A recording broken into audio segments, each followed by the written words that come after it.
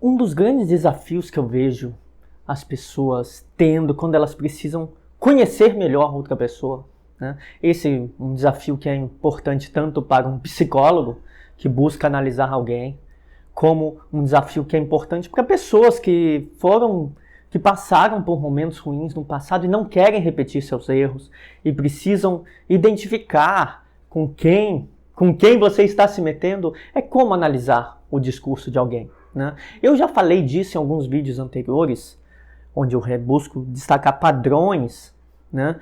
E um desses vídeos é como identificar pessoas abusivas, onde eu mostro certos padrões que são recorrentes na história dessas relações, dessas pessoas, e como elas se apresentam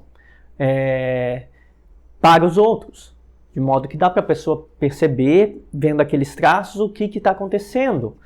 Só que nem tudo se trata de identificar traços abusivos ou traços de um transtorno de personalidade. Há elementos do discurso que nós podemos captar e que tem a ver com coisas que nos fazem bem e nos fazem mal. E nós precisamos estar informados sobre isso, porque às vezes a gente não precisa estar numa relação abusiva para nos sentirmos mal. A gente pode só estar numa relação com uma pessoa com traços ou visões de mundo que são incompatíveis com as nossas, né? Então, esse é um desafio para as pessoas que querem buscar melhores relações. E esse é um desafio para psicólogos, para entenderem melhor seus pacientes, né? Se uma pessoa que quer buscar melhores relações precisa ser analítica, se a gente simplesmente se deixa levar pelo coração, não conseguimos fazer boas escolhas afetivas. Mas se nós entendermos nossos padrões emocionais e entendemos como analisar os outros, a gente pode fazer escolhas mais sábias. Da mesma forma, psicólogos muitas vezes podem se formar sem aprender a analisar coisas que são os detalhes. Você analisa o que é narrado, analisa a história, a biografia, mas tem aqueles pequenos detalhes que permitem você entender como a pessoa se vê no mundo. Ela não precisa te dizer, eu me vejo como uma pessoa tal. Não, você pode inferir a partir de certos detalhes das memórias que as pessoas apresentam. Por exemplo, há vários estudos sobre memórias que mostram que as memórias guardadas representam aquelas coisas que são importantes na vida das pessoas. Então, bom, nesse vídeo eu quero discutir um pouco nisso, como analisar o discurso para pessoas que buscam relações melhores e se afastar de relações ruins. O que você pode analisar, não daqueles traços comportamentais que podem ser nocivos, mas de um elemento do discurso que pode, para você identificar o que é compatível com você ou não, e para psicólogos identificarem aqueles traços de personalidade que muitas vezes não são evidentes, principalmente modelos emocionais, modelos de ação, de papel no mundo, e que não são tão evidentes, que não podem, por alguns pacientes, não ser ditos. Eu me vejo assim, alguns pacientes simplesmente não falam. Tal como algumas pessoas não vão nos falar do passado dela, para nós entendermos todos os padrões dela, e nós vamos ter que pescar por outras coisas, né? Então a pergunta é, o que analisar no discurso para conhecermos melhor uma pessoa? Eu gosto de discutir isso porque já tem pessoas que se sentem incomodadas em serem analisadas. Normalmente quem se sente incomodado em ser analisado é quem tem algo a esconder. Porque não há nenhum problema em você analisar uma relação que você visa manter, seja uma relação de amizade, seja uma relação íntima. Você tem que analisar para tomar uma decisão correta. Se você não analisa, você toma uma decisão errada, né? Bom, uma coisa que é importante, já não querer ser analisado é um problema. É um problema. E evitar falar sobre o passado também, às vezes, pode ser um problema, porque nós não passamos a pessoa com quem você se relaciona, você não vai entender bem o que ela faz, ou se ela está sendo...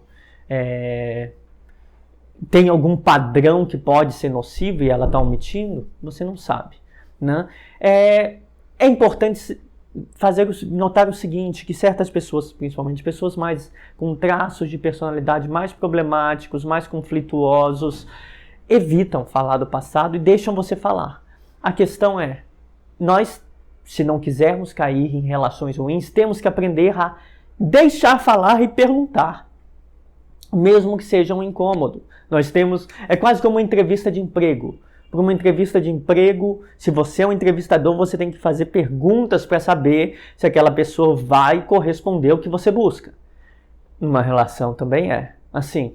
E deixe falar. Numa entrevista de emprego, às vezes você vai deixando a pessoa falar para você captar uma coisa ou outra. Né? Quem trabalha com RH sabe disso. Então você deixa falar e pergunta, guia. Né?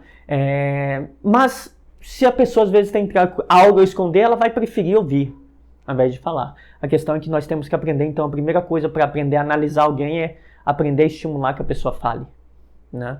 Psicólogos têm certo treino para isso, para trabalhar em psicoterapia com isso. Só que a maioria das pessoas não tem. Então aprender a chamar a atenção para que o outro fale, fazer as perguntas corretas ou tomar a iniciativa. Não só falar de si e aprender a ouvir o outro e perguntar, querer saber, né? Dar atenção, estimular que o outro fale. É um primeiro passo, se nós queremos analisar alguém.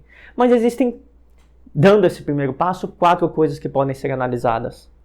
4 questões para se captar indiretamente traços de personalidade, traços de conduta de uma pessoa, sem que ela precise contar todas as histórias das relações de trabalho, de estudo, relações íntimas dela.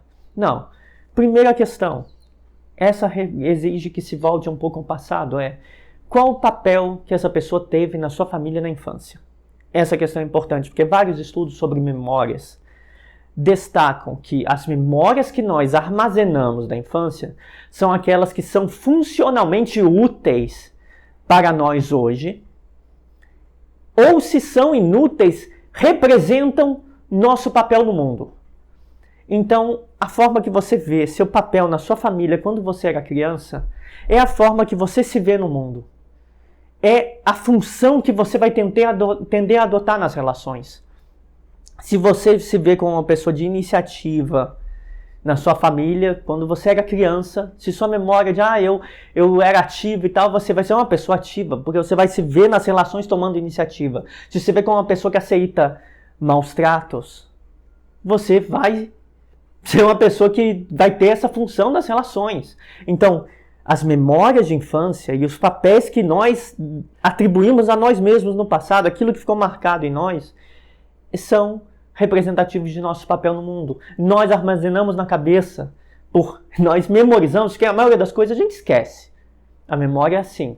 Nós memorizamos porque ela mostra caminhos. Essa memória mostra caminhos. Ou mostra nosso papel, ou reforça nosso papel, nossa função nas relações. Então, ao conversar com alguém, analisar alguém, é importante saber da infância. Sim. Saber o papel que essa pessoa teve na infância. O que ela sentiu, o papel que ela exercia numa dinâmica familiar. Qual é, se ela se via como um líder, se ela se via passiva, se ela se via como mais inteligente que os outros da família, menos inteligente, menos capaz, quais as dificuldades que ela tinha, qual o papel. Ela era uma pessoa moderadora ou uma pessoa conflituosa? Se ver como uma criança moderadora, coloca você como um adulto com um papel moderador. Se ver como uma criança conflituosa, te coloca. Como você se via muitas vezes é como você é, mesmo que não mostre, mas aquilo que está internamente não visível. Ou que pode aparecer só na intimidade de uma relação. Então, o papel que você teve na família, na infância, seja moderador, seja o que for, passivo, um papel de conflito, vai ser um papel que vai aparecer nas suas relações, porque nós memorizamos o que nos é importante, o que funciona pra gente hoje, e os estudos sobre memória mostram isso, né? Em relação ainda à memória, então, o que analisar dessa memória? As primeiras memórias. Tem uma coisa importante, essa é difícil de pegar, conversar sobre a infância com as pessoas é difícil, mas as primeiras memórias, aquela assim, você olha, qual é a coisa mais antiga que você lembra? Eu me lembro algumas coisas de quando eu tinha 5 anos. Talvez 4, 6. Né? Eu tenho essas memórias. E essas memórias representam aqui coisas que eram importantes para mim. Algumas outras memórias um pouco mais velho, 8, 7 anos. E que representam coisas importantes. Olhando para minhas próprias memórias, eu lembro disso. Olhar para o seu passado e para as suas primeiras memórias significa olhar para as emoções fundamentais suas. Olhar para as primeiras memórias de alguém. Qual é a memória mais antiga que você tem de quando você era criança? Normalmente essas memórias vão mostrar emoções fundamentais, situações em que a pessoa sentia uma paz, em que ela estava brincando com o animalzinho e se sentia feliz. Então você vai ver que ela tem uma conexão positiva com os animais, por exemplo, ou que ela vai se ver recebendo carinho e demonstrando uma emoção, ou os momentos que ela vai ter raiva, né? Alguém fez algo que ela não gostou e aquilo fica guardado na memória e vai mostrar a emoção de raiva. Então as primeiras memórias trazem as emoções fundamentais das pessoas. E isso é importante porque trazem os elementos que causam felicidade. Eu tenho memórias muito positivas em relação a árvore, vento, campo. E tenho memórias negativas em relação a isolamento, em relação a dificuldades sociais com colegas. Isso mostra alguma coisa. Uma tendência ao isolamento, né? Mostra que eu sinto mais paz numa vida tranquila, que eu me sinto mais pior numa vida mais movimentada. Mostra algumas emoções fundamentais presentes em mim e mostra em todo mundo. As nossas primeiras memórias, então, são se nosso papel na infância, na família, nos mostra quais são as funções que tendemos a adotar numa relação, de maior ou menor iniciativa, de passividade ou atividade, de como vamos reagir às relações. As primeiras memórias mostram quais são nossas emoções principais, fundamentais, mostram nossos medos, nossos ressentimentos e também nossas aquilo que nos causa felicidade, que nos traz felicidade. Então, olhe ao analisar alguém para as primeiras memórias. Se você tiver acesso, se você aprender a fazer essa pessoa falar, isso é uma outra questão importante. E esse conselho eu dou tanto para pessoas que querem buscar relações melhores e saber se aquela pessoa é compatível, porque você vai ver que essa pessoa, o sentimento principal dela em relação à infância é raiva, ressentimento. Nós podemos ter um problema, né? Mesmo pessoas que às vezes passam por relações familiares horríveis, elas conseguem depois de algum tempo, se elas já estão melhores, processar esses sentimentos e lidar se vendo num papel não raivoso, como emoção fundamental, com um papel de objetividade. Mesmo pessoas que tiveram um papel de muito subjugação, de controle na infância e não tinham controle sobre si próprios, eles vão rever suas histórias e ver os momentos em que eles eram críticos desse controle e vão apresentar isso. Então, muitas vezes as crianças que estão em lares abusivos, por exemplo, ou elas reproduzem quando crescem, ou elas se submetem a essas relações quando crescem, ou, no terceiro caso, que digamos é o mais saudável, né? Porque você se tornar abusivo, problemático quando é adulto é péssimo, você aceitar essas relações também é péssimo. O terceiro é a criança crítica, que buscava entender a situação, não reproduzir a situação e que vê o ambiente como uma fonte de problema e busca saídas ali, né? Há crianças que vão acabar desenvolvendo mais autocrítica, principalmente se elas estiverem não presas só na família, mas tiverem outras figuras de referência. Bom, aí vamos ao terceiro ponto. Falei do papel na infância, as primeiras memórias, figuras de referência. Figuras de referência são inspirações. Se você se apegou a uma avó, a uma bisavó, a uma tia, longe do seu lar, que pode ter sido problemático, ela pode ser um modelo de referência para a sua personalidade, para quem você se tornou, para as suas fontes de relações positivas, para o seu modo de se comportar, né? Então, se você foi criado, pode ter sido criado num ambiente ruim. Se você teve uma figura de referência fora, ela pode lhe servir de inspiração. Então, analisar as pessoas significa analisar também isso. Tá, você estava numa situação difícil. Aí a pessoa vai dizer, não, mas eu gostava muito da minha tia, eu ia para casa da minha tia quando isso acontecia. Eu ia dormir na casa dos meus amigos quando isso acontecia, né? Ou tem uma conexão mais próxima com uma outro familiar, outra pessoa próxima que vai dizer, olha, foi minha segunda mãe, meu segundo pai. essas figuras de referência são modelos comportamentais. Podem não ser só seu pai e sua mãe. Se você é muito apegado ao seu pai ou à sua mãe, eles vão ser modelos de referência, figuras de referência. Mas se você é muito apegado a uma outra figura, essa figura pode ser a sua figura de referência. E aí cabe saber quem é essa figura. Né? Quando são pessoas existentes, a gente tem mais difícil acesso. Mas figuras de referência podem ser outras coisas. Podem ser inspirações, heróis. Porque para a criança isso é importante, o mundo simbólico. Quem é o herói do seu desenho? Quem é o personagem do videogame que você gosta? Quem você leu uma história? Quem é a pessoa dessa história? Não estou falando de uma criança de 4, 5 anos, estou falando até os 10, 11 anos, 12, 15 anos.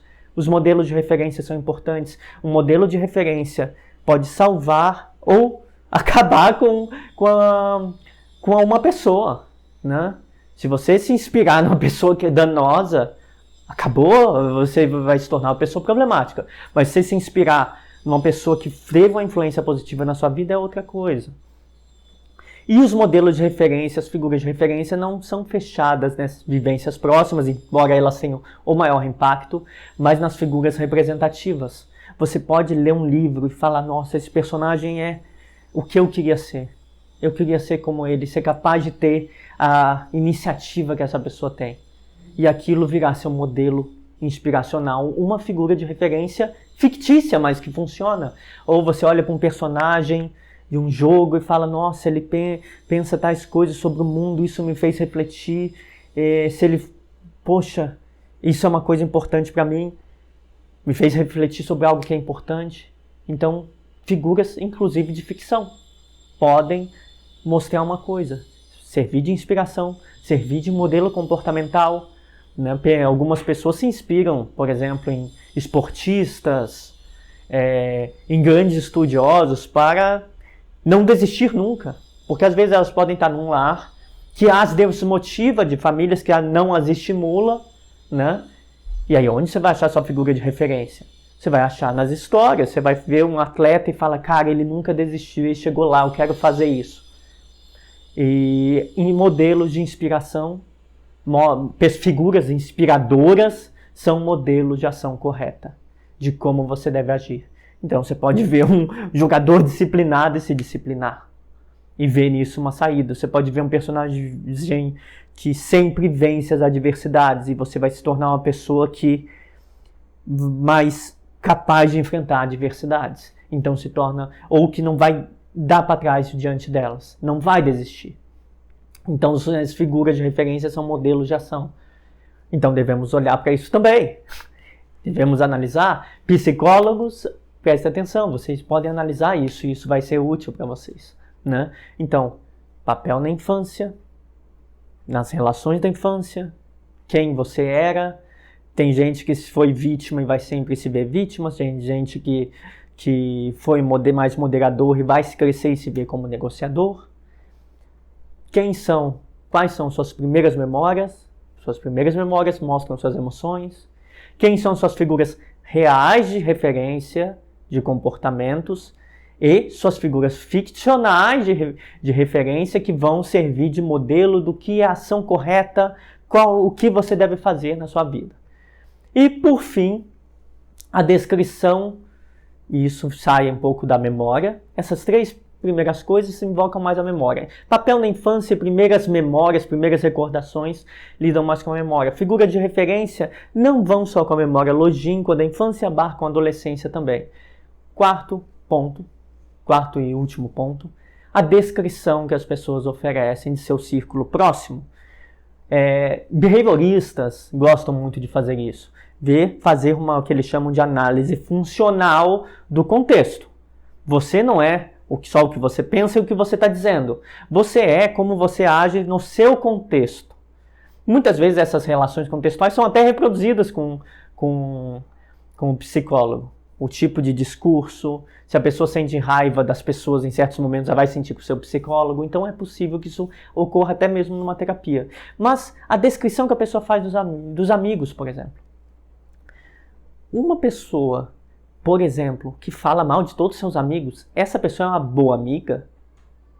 Não é. Não é. Se ela fala mal de todos, se ela é incapaz de elogiar seus amigos, qual é o problema que nós temos aí? Você acha que essa pessoa vai ser capaz de falar bem de você e te elogiar?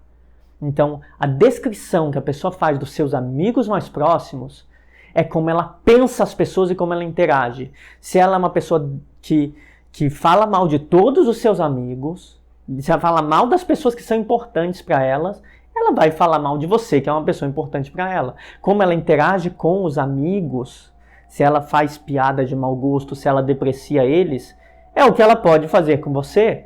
Então, como ela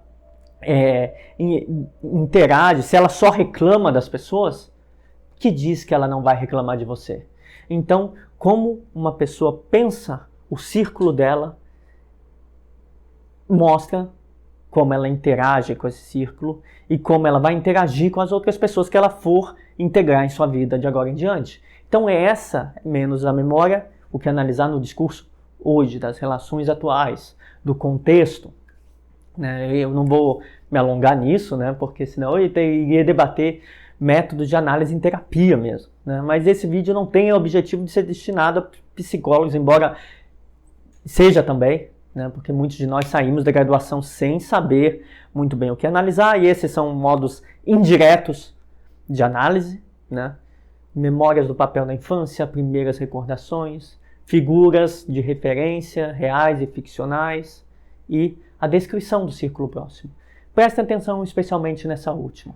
Uma pessoa que só reclama dos amigos, você pode perguntar, por que você então tem esses amigos? Por que você não se afasta? Talvez não sejam os amigos que sejam um problema e talvez sejam ela. Prestando atenção nesses 4 fatores, eu acho que esse é o ponto para a gente fechar, nós conseguimos evitar problemas e conseguimos selecionar relações mais positivas. Pessoas que vão ter papéis na infância que são compatíveis com o que nós esperamos que seja um papel lidando com a gente. Pessoas que têm identificando as primeiras memórias, nós identificamos quais são as fontes de medo, quais são as fontes de felicidade, sabemos se aquilo é compatível conosco. Sabendo as figuras de referência, o que essas figuras fazem. Se a pessoa tem como ídolo uma pessoa vingativa, raivosa, esse é o modelo de ação correta para ela. Se for uma pessoa agressiva, esse é o modelo. Uma pessoa vingativa é o ídolo dessa pessoa, tem um problema, mas se for uma pessoa que luta, que enfrenta adversidades, essa pessoa tem iniciativa da vida, se for uma pessoa bondosa, caridosa, é um modelo, é uma figura de referência. E a descrição dos amigos. Como ela descreve os outros, ela vai descrever você. Como ela interage com os outros, ela vai interagir com você. Então, esses 4 aspectos permitem ter maior clareza de modo a selecionar melhor nossas relações.